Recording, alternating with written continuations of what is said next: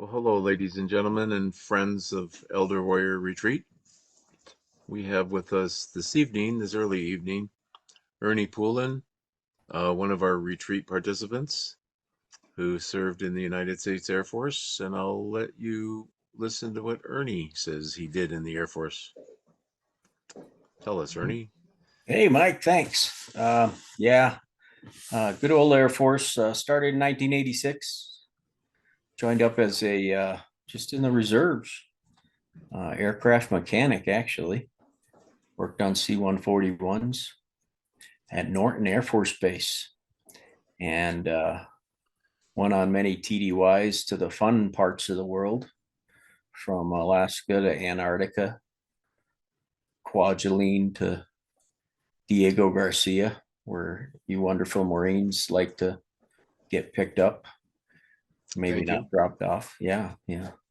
Well, we've done that too. Dropped some Marines over Kaneohe in Hawaii. Well, that was the good stuff. And then along comes Saddam and Al Qaeda and all the fun ones. So we end up 2003 and four getting activated for Iraq and Afghanistan. So actually, I was down in Antarctica when my unit got called up, and I was based out of Christchurch, New Zealand. Beautiful place. We got stuck down there because the icebreaker broke for the National Science Foundation, and they had to keep us down there because the winter was starting. It was February, March of 03, and their winter was starting, so they had to make sure to get the people out of there that were leaving for the winter and the skeleton crew down there. So my unit got sent over yonder downrange, and we stayed down there for a little bit. But as soon as I got home, they said, "Oh, next week you're heading over." So I went and did my duty, and most of it was troop deployments and supplies in the beginning, and then medevacs, a lot of medevacs, bringing people in and out of Kuwait, Afghanistan, and Balad and Baghdad, Iraq, mostly. And What was the pretty name of much, what's your medevac craft? What was it called? we're on a C-141 C-140. Skylifter, and yeah, it holds more litter setups, which are basically, for those that don't know, the cots that hold the patients. And when we get to an area where we're bringing patients in, it doesn't matter what your position is, from pilot to us crew chiefs, which are aircraft mechanics. We all help the docs and the nurses and the technicians to carry patients on and get them out of the area. So area of operations out there. So we did a lot of that. And yeah, I did that. And Was that living and on living? pardon me? Were you carrying body bags? We did. Oh, yes. Yeah. Yeah. I got you. Yeah. It was, there were some, well, caskets we ended up with. Yeah. Some caskets. We did bring back some caskets. Those mostly would come back to Ramstein Air Base in Germany. Any patients going to Landstuhl Air Base, which is the Army base next door, via ambulance. And For yeah, our listeners, that's the German bases where a lot of soldiers from war go, correct? yeah, that's Yeah. kind of like, you got what you would see on TV from the old days was the mash out in the field, and then the field hospitals, and then they'd come out, be helicoptered out to us on the heavy aircraft on the flight lines in the green zones, on the like Balad or Kuwait or Baghdad, and we take them out to Germany, and so we had How a many joint. medevacs were you involved with? I did. It's interesting because I get asked that, and it wasn't I mean, it was probably 5 or 6 only that I can remember. But I have a feeling I did more because I was on. It's just it's the remembering part that gets strange for us sometimes. I Oh, was on alert and out there 2 weeks at a time. We'd fly out and stay at Germany and be on alert, and then we'd go back to home base. Well, I mean, first we were out there for a few months straight, and in and out, bringing stuff in for the beginning of the war effort. But then for the medevac stuff, we'd towards 2004 more so when I was there. We'd be on alert for a couple of weeks at a time, and we'd fly to whether it's 20 hours to round trip to Afghanistan because a certain country wouldn't let us fly over until we paid them a bunch, but it's a whole other subject there. that Um, memory issue is probably one of the common denominators. The combat veterans, we remember about half of what we did.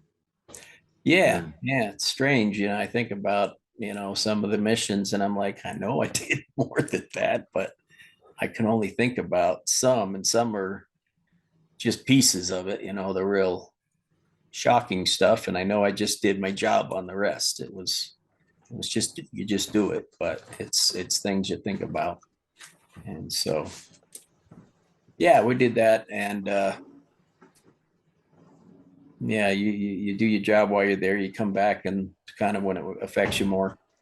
And yeah, yeah, the say something casket. about affects you more. What do you mean by more? Well, yeah, I was kind of when you threw the body bag part. I wasn't even thinking about it till you brought it up, because it's one of those things you throw to the back of your mind. But it is something that you should think about, and that's one great thing about going to the Elder Warrior retreat, right? Is you have to talk about some of these heavy duty things that affect you. And my Well, example, you're with kindred souls, so that helps. exactly, yeah, it does. To be able to relate is a huge thing. And interestingly, even though the stories vary, it's the traumas that everybody goes through, very similar symptoms and steps and feelings that it's really the human part of that process that makes it the rewarding experience. When did you first become aware of the residuals of war after you left the Air Force? How long after? Well, there's the post part, I guess, of post traumatic stress, and wasn't very long. I think it was. I mean, I went in and I retired a couple years after I got back, and I think that's kind of when it really hit me the most. I went into this big brain fog. It just I couldn't even think anymore. I was back to working some civilian work and computer stuff and general manager of a warehouse situation, and I couldn't think. I told the boss, I said, "Hey, it's not fair to you for me to be here because I can't. I know straight up. I'm not of the caliber anymore for this job, and I just can't. I can't think. Um, I'm in a fog. There's just something. It's like clouds are in your head, and the stuff's all hitting you at once, especially after leaving um, all your friends and family members in the military that you've been working so closely with, and then all those years leaving the whole job completely and everybody. You're just Yeah, not that buying fog them. is probably yet another one of the common denominators. And Yeah, then leaving your buddies, who are the common denominator, exactly. makes it rough because you enter a world where you have nothing in common with anyone. Right. So we thought. Yeah. So we thought, So we until thought, what inspired you, or how did your life orbit uh, lead you well, to from Elder there, Warrior Retreat? yeah, from there, I had quite a process of still being where I lived out in the city in LA, went through the, well, I guess I don't know if I want to say typical, but typical divorce after coming back, and um, albeit fairly amicable somehow. But went through a really tough time where didn't want to be on the earth anymore. And well, at least not with a beating heart. Um, where it'd be, I Do don't know. do you mean that dreaded word suicidal? Absolutely. Oh God. Yeah. Uh, yeah. Well, I did say if you're there, take me, but didn't want me at the time. Apparently, if yeah, if that was going to be the situation. But yeah, so I'm still here. I moved up the mountain here and by Lake Arrowhead, yeah, California, and met a new lady, which certainly puts things on hold because I kind of came up here to be a hermit and die, to be honest, just to get away from everybody, get away from everything. She's Just a to, registered nurse, right? my wife is, yeah, Yeah, my yeah. new wife, yeah, and registered nurse, which they all have their BSNs now. She's also a public health nurse, and she's one that, like I've done, I was a reserve police officer before too in a big city, and she's public health nurse, and I did it as a volunteer, and she's doing it for less pay than regular nurses would get. And she did work hospital for a while, but she likes to go out and help the people that really need it in public health nursing. So yeah. So I'd met her, and then I was starting to get some vets together. A few found that there were a few here in my little town on the mountain, little tiny community up at 7,000 feet, and then discovered a flyer for the uh, organization that our good friend Doc, aka Doc, a That's Navy the Rim of corpsman the World Veterans. from the World Veterans Organization. Yeah. And met this good interviewer right here I'm facing,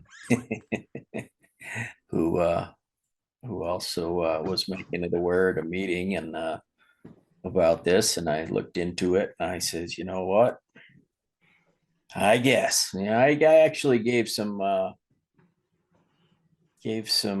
resistance for a little bit, didn't I? Wouldn't go for a while. I was like,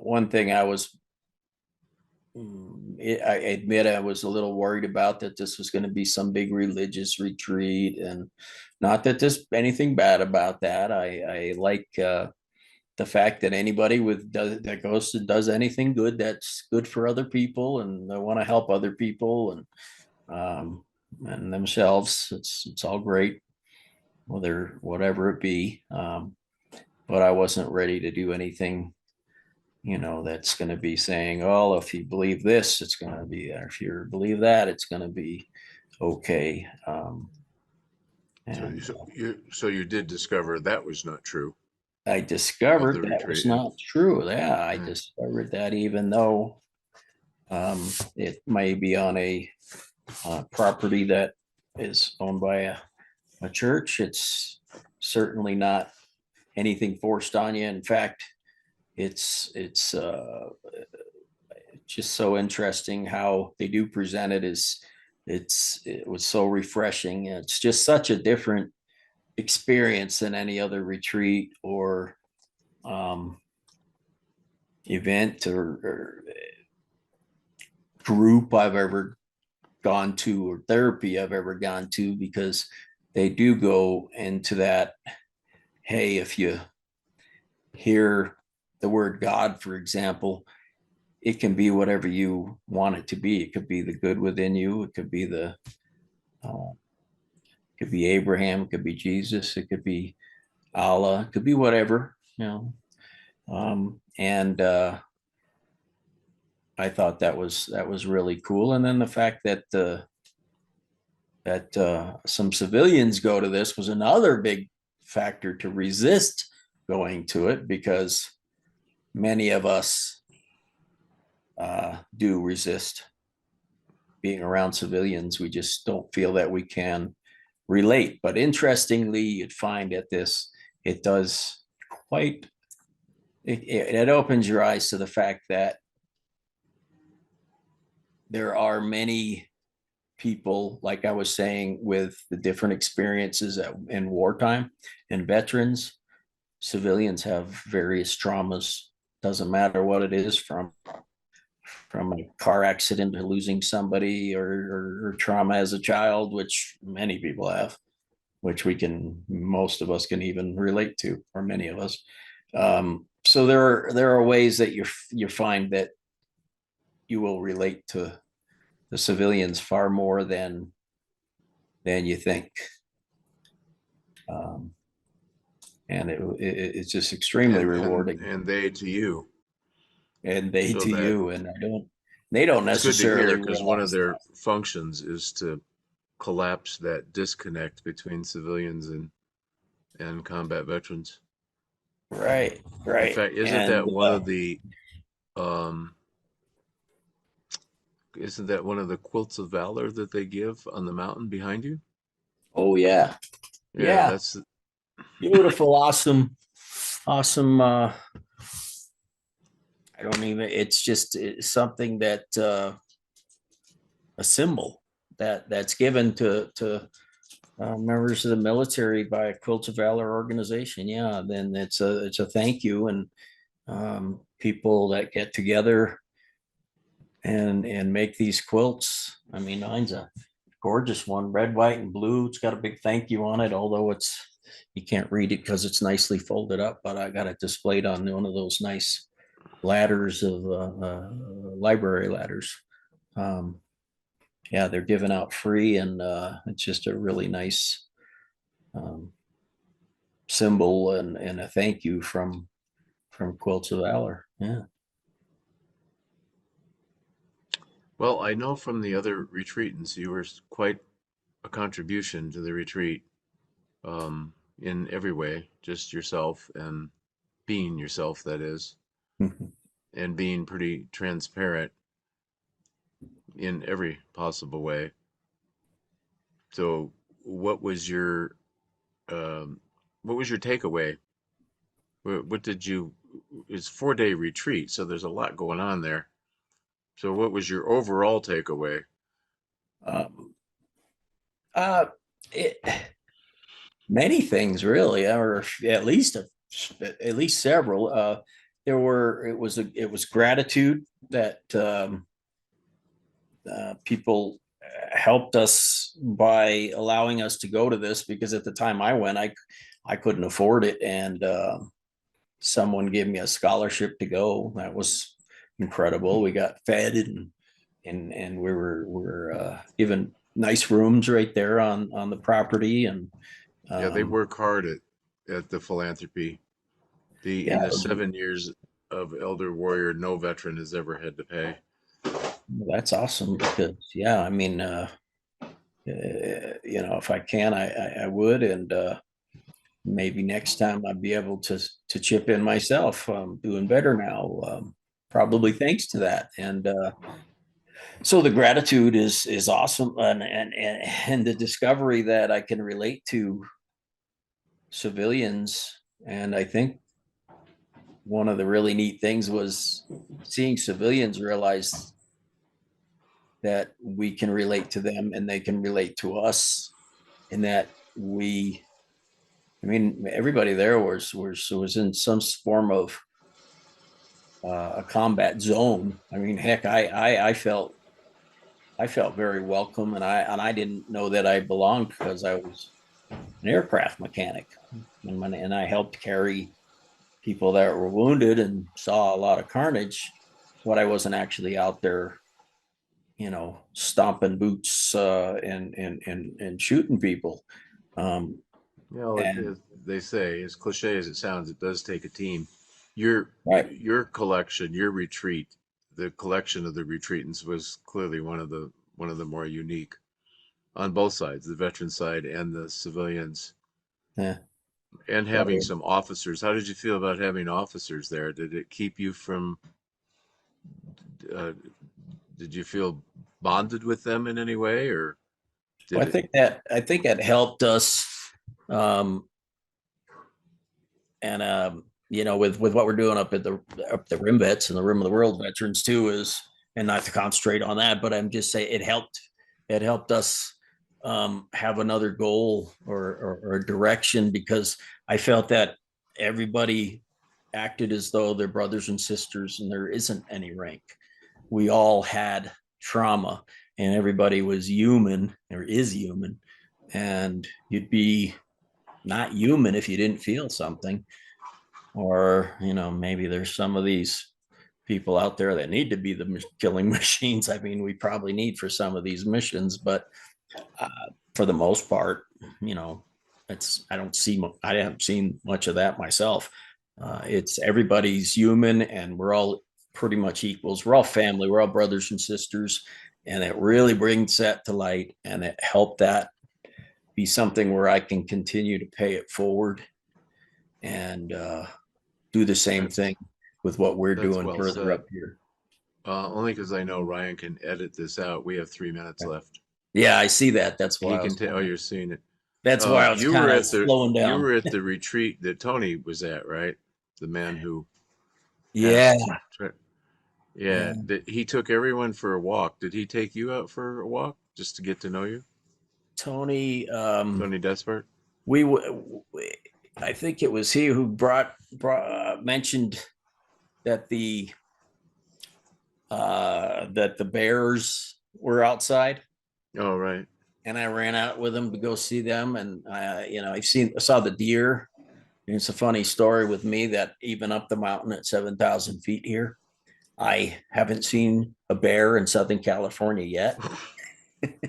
I didn't see one there, and he's talking about how big the bear were, and I go out and I see a little fawn with all the Oh, dots on it. Ramona ran into one. Yeah, so that So, was pretty funny. But um, Tony, what a super guy, and very no sad kidding. to lose him, but um, very happy to have met him. So What thank would you you for say the to the introduction. fellow veterans and rim vets? Um, how would you encourage them to attend a retreat, both the veteran and the civilian population? What would you say to them? Uh, you just have to try it. It's all I can say is it's not just like every other one. It's not just like every other one. In fact, I don't think there's one like it.